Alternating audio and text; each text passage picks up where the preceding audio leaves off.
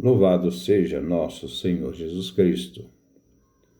Vamos dar continuidade ao nosso comentário, Evangelho de São Mateus, 58º encontro. Trabalhar Mateus, capítulo 17, de 1 a 13. De 1 a 13. Ouçamos primeiro a leitura. 17, de 1 a 13. 6 dias depois, Jesus tomou consigo Pedro, os irmãos Tiago e João, e os levou a um lugar à parte, sobre uma alta montanha. Se transfigurou diante deles. Seu rosto brilhou como o sol, e suas roupas ficaram brancas como a luz. Nisso, desapareceram Moisés e Elias conversando com Jesus. Então Pedro tomou a palavra e disse a Jesus: Senhor, é bom ficarmos aqui. Se queres, vou fazer aqui 3 tendas, uma para ti, outra para Moisés e outra para Elias. Pedro ainda estava falando quando uma nuvem luminosa os cobriu com sua sombra. E da nuvem saiu uma voz que dizia: Este é o meu filho amado, que muito me agrada. Escutem o que ele diz. Quando ouviram isso, os discípulos ficaram muito assustados e caíram com o rosto por terra. Jesus se aproximou, tocou neles e disse: Levantem-se e não tenham medo. Os discípulos ergueram os olhos e não viram mais ninguém, a não ser somente Jesus. Ao descerem da montanha, Jesus ordenou-lhes: Não contem a ninguém essa visão, até que o Filho do Homem tenha ressuscitado dos mortos. Versículo 10. Os discípulos de Jesus lhe perguntaram: O que querem dizer os doutores da lei quando falam que Elias deve vir antes? Jesus respondeu: Elias vem para colocar tudo em ordem. Mas eu digo a vocês, Elias já veio, e eles não o reconheceram. Fizeram com ele tudo o que quiseram. E o Filho do Homem será maltratado por eles do mesmo modo. Então os discípulos compreenderam que Jesus falava de João Batista. Este é o texto que nós vamos refletir. Versículo 1.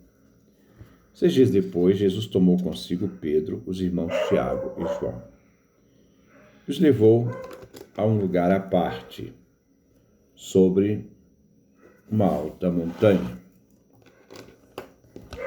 Mateus fala 6 dias depois. Relembra o Êxodo, capítulo 24, versículo 16, a presença de Deus no Sinai. Vemos também em Mateus 27, 45 e 20, versículo 5, para marcar o tempo da escuridão antes da morte de Jesus. Jesus toma 3 discípulos, Pedro, Tiago e seu irmão João. Esses 3 são discípulos do primeiro chamado e todos pescadores. Jesus os leva como testemunhas. Jesus os levou a um monte alto. O monte é o lugar da manifestação de Deus. Moisés recebeu de Deus os mandamentos no monte Sinai. É no monte Horebe que o profeta Elias viu Deus passar numa brisa suave. Agora é Jesus que sobe com os discípulos, onde ele se manifestará, transfigurará diante deles. Jesus os toma à parte. Eles serão testemunhas, e somente os 3 serão testemunhas. Versículo 2. E se transfigurou diante deles. O seu rosto brilhou como o sol, suas roupas ficaram brancas como a luz. Jesus transfigura diante de Pedro, Tiago e João. Transfiguração em grego é metamorphein, daí a palavra portuguesa metamorfose. E significa transfigurar no sentido de transformar sua aparência visível. O rosto reluz como o sol, suas vestes brancas como a luz. Transfiguração evoca a luz. É a manifestação da glória de Deus. Reluz o rosto de Jesus, como todo o seu corpo. No Êxodo, somente o rosto de Moisés reluzia. Êxodo capítulo 34, versículo 29 a 30. Deus é luz, nele não há trevas. Primeira carta de João, capítulo 1, versículo 5. Versículo 3. Nisso lhes apareceram Moisés e Elias conversando com Jesus. Moisés, o legislador, e Elias, o pai dos profetas. Todos os dois tiveram encontros com Deus, um no Monte Sinai, Moisés, outro no Monte Horebe, Elias. Moisés, aquele que deu a lei, que o Messias vai levar à perfeição, e Elias, que renovou o verdadeiro culto a Deus, e que Jesus irá planificar com a pureza primitiva, restaurando a humanidade. Quando no Novo Testamento se refere à lei e os profetas, se refere a todo o Antigo Testamento. Todo o Antigo Testamento aponta para Jesus que se manifesta agora transfigurado, iluminado, em esplêndida luz. Versículo 4. Então Pedro tomou a palavra e disse a Jesus: Senhor, é bom ficarmos aqui. Se queres, vou fazer aqui 3 tendas, uma para ti, outra para Moisés, outra para Elias. No versículo 3, nós vemos que Mateus nos diz que Moisés e Elias estavam conversando com Jesus. Mas o que eles conversavam? Mateus não diz. Somente Lucas nos diz o que realmente eles conversavam. Conversavam sobre o êxodo de Jesus, que iria acontecer em Jerusalém. Lucas capítulo 9, versículo 31. Lucas nos fala do êxodo de Jesus, sua morte e ressurreição, que aconteceria em Jerusalém, onde ele vai ser julgado, morto e ressuscitado ao 3º dia. Pedro quer criar a estabilidade da manifestação de Jesus na transfiguração. Atento evoca o êxodo, evocando então a presença de Deus que se manifestou na tenda de reunião, mas também faz lembrar a festa dos tabernáculos, a experiência do povo de Deus no deserto. E Deus falava face a face com Moisés. Mas Jesus deverá ir para Jerusalém, não pode ficar na montanha, e deverá ser morto e ressuscitar. Versículo 5. Pedro ainda estava falando quando uma nuvem luminosa os cobriu com sua sombra, e da nuvem saiu uma voz que dizia: Este é meu filho amado, que muito me agrada. Escutem o que ele diz. A nuvem luminosa evoca a presença divina do Pai Eterno. A nuvem parou sobre o Sinai. A nuvem que cobriu o monte. A nuvem cobriu o monte durante 6 dias. Nos fala o livro do Êxodo, capítulo 24, versículo 15 a 16. A nuvem revela e vela ao mesmo tempo Deus, que fica oculto e invisível. Da nuvem sai uma voz. Enquanto o batismo de João, a voz dizia: Este é meu filho amado, em que tenho minha complacência. Mateus capítulo 3, versículo 17. Agora, novamente, o Pai confirma que é Jesus. Nessa cena, vemos revelada a divindade de Jesus, que era ofuscada pela humanidade, e que a cena da transfiguração revela. O Pai confere ao Filho sua glória, e não será ofuscada pela morte. A este Filho se deve escutá-lo. O discipulado é caracterizado por ouvir. Assim, ele pode seguir Jesus. O Pai coloca os 3 discípulos e apóstolos à disposição, à total recepção de tudo o que Jesus diz. Deve-se escutá-lo sempre. Versículo 6. Quando ouviram isso, os discípulos ficaram muito assustados e caíram com o rosto por terra. A reação das pessoas que encontram com a pessoa divina é cair.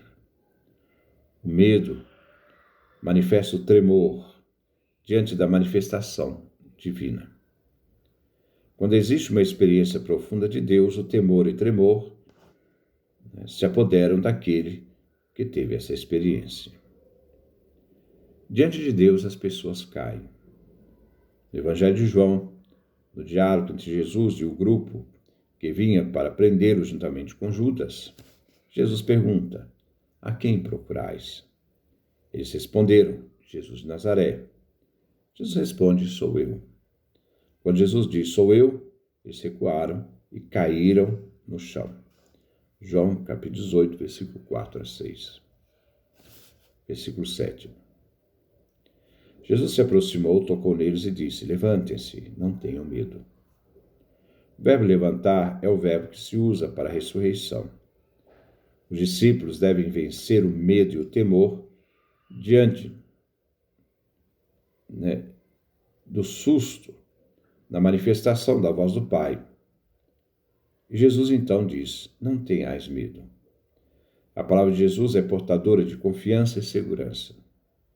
Vencer o medo. Jesus convida a levantar, pois haviam caído com o rosto por terra.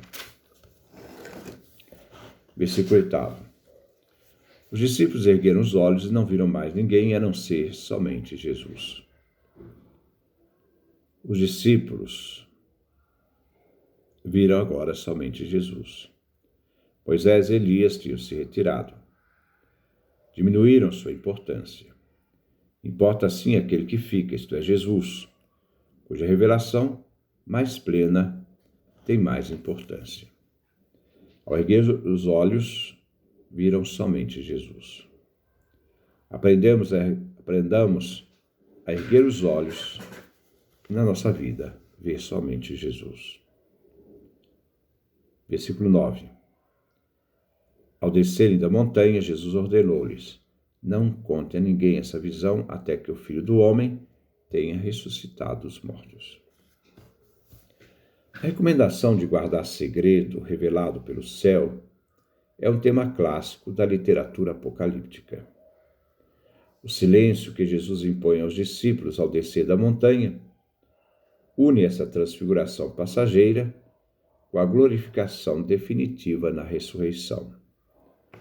A transfiguração, assim, prefigura a ressurreição de Jesus. A glória da visão passageira encontrará na ressurreição a glória de Jesus definitiva, quando ele vencer a morte.